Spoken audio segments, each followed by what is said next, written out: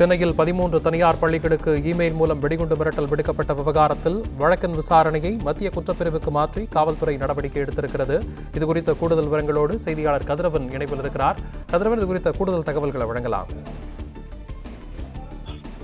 நேற்று அடையாளம் தெரியாத மர்ம நபர் ஒருவர் குழுமங்களாக செயல்படும் தனியார் பள்ளிகளுக்கு வெடிகுண்டு மிரட்டல் ஒன்றை விடுத்திருந்தார்.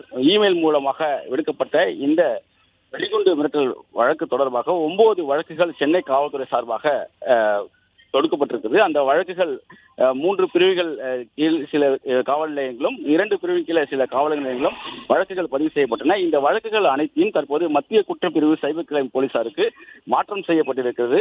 அது மட்டும் இல்லாமல் அந்த மர்ம நபர் மெயில் ஐடி, மெயில் நிறுவனத்துக்கும் சென்னை காவல்துறை கடிதம் ஒன்றை அனுப்பியிருப்பதாக தெரிவிக்கப்பட்டிருக்கிறது. சுவிட்சர்லாந்தை தலைமையிடமாக கொண்டு மெயில் நிறுவனத்திற்கு இந்த கடிதமானது அனுப்பப்பட்டிருப்பதாகவும் தெரிவிக்கப்பட்டிருக்கிறது. குற்றவாளி மெயில் ஐடியை துவக்கிய செல்போன் எண்களை கேட்டு சென்னை சைபர் கிரைம் போலீசார் இந்த கடிதத்தை குறிப்பிட்டிருப்பதாகவும், எளிதில் கண்டுபிடிக்க முடியாத அளவில் இந்த குற்றவாளி வெளிநாட்டு மெயில் நிறுவனத்தை பயன்படுத்தி இருப்பதும் விசாரணை தெரிய வந்ததற்காக குறிப்பிடப்பட்டிருக்கிறது.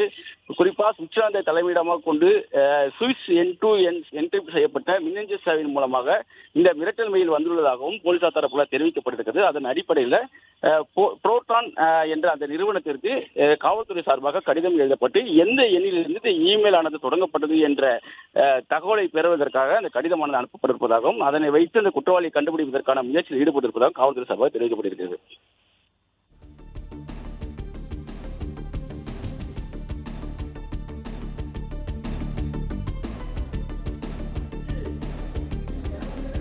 தகவல்களுக்கு நன்றி கதிரவன்.